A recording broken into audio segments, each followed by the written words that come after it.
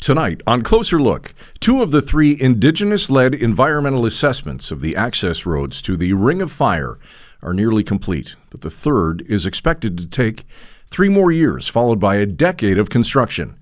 Alan S. Hale has been covering the PDAC conference in Toronto and joins us tonight with an update. Alan, let's back up a bit to the start tonight if we can. Give us a bit of a brief explanation of what exactly the Ring of Fire is. So the Ring of Fire is this enormous mineral deposit that is located maybe 400, 500 kilometers north of Thunder Bay.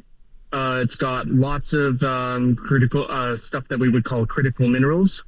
They're useful for EV manufacturing and other like technological like electronics. So we got the big thing is very, very high quality nickel, which is important because you need nickel for EV batteries, and it's also the kind of nickel that doesn't need to be refined so heavily. So it's quite a deposit. We've known about it for a couple decades now, and there's been work trying to get it to be extracted. But it is kind of out in the middle of nowhere. There are no roads. It is basically primordial wilderness out there.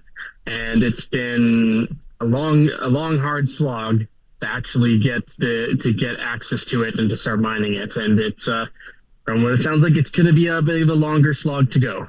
All right, that's a good description. Thanks for that. Okay, so the PC government has kind of framed this project as part of building Fortress Amcan. There's obvious economic and strategic goals tied to this initiative. Is that why Premier Doug Ford is so bullish on it?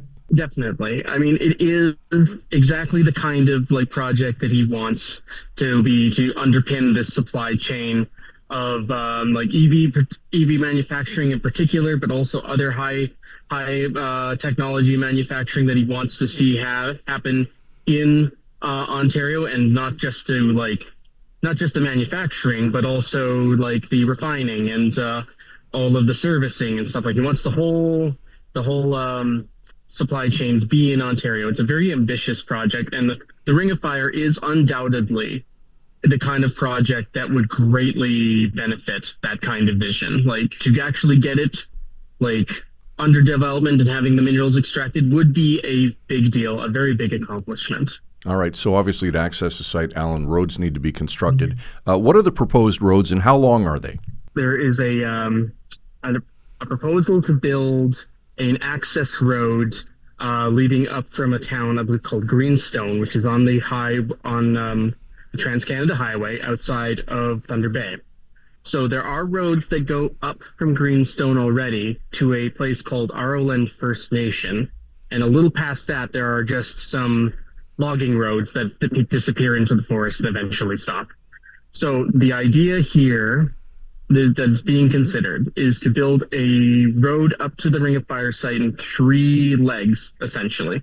The first one is about 80-90 kilometers. It will go north from where those logging roads end to a community called Martin Falls First Nation, which is a fly-in community. It doesn't have road access at all. You can only get in there by aircraft, and they also require like diesel generation for electricity.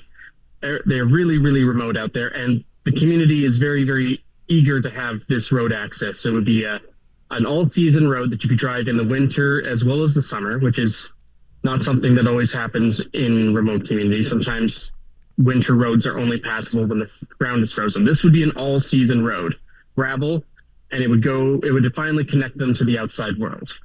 And then going off of that would be a road going up to the mining site itself.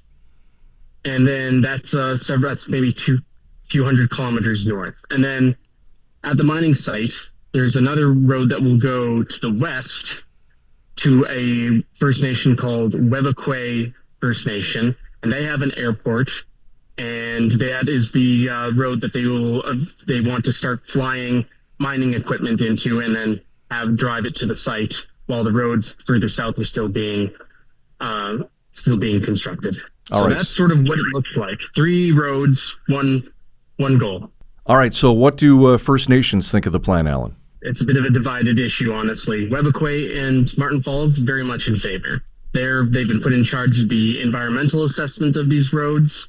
They haven't made a final decision, but they are very much in favor of it. There are a lot of other communities in the area to consider, though. And one of them is Neskantaga First Nation, who are very, very much against the roads, even though they're not the ones getting them. And they are like a couple hundred kilometers, I believe, to the west of the Ring of Fire. But they are all a part of this one group called the Mattawa First Nations, and they all sort of have say on the Ring of Fire. So while we have these two communities that are very much excited about having these roads, we have some, including Neskantaga, who are very much against and are arguing that if they say no, it's their territory too, so then it shouldn't happen. So, Alan, that's 2 of 3. What's the issue with the third road? So the third road is the one that I was talking about that goes from Martin Falls up to the site itself. So the one going to Martin Falls and the one going from the Webequie Airport to the Ring of Fire, the environmental assessments of those are pretty much done. They have done years of environmental studies. They've got these huge reports that they're bringing to the First Nation communities for them to read, and then they're going to be made public in April. But the one that's going to actually attach the site to the road that leading to Martin Falls is still 3 years away from having its environmental assessment completed. And then on top of that, there actually still needs to be, the road actually still has to be built. And like I was mentioning, this is primordial, forest. Nothing has ever been built out here. It's it will be cutting a route through a forest and through marshes and over rivers, hundreds of kilometers. It will take years.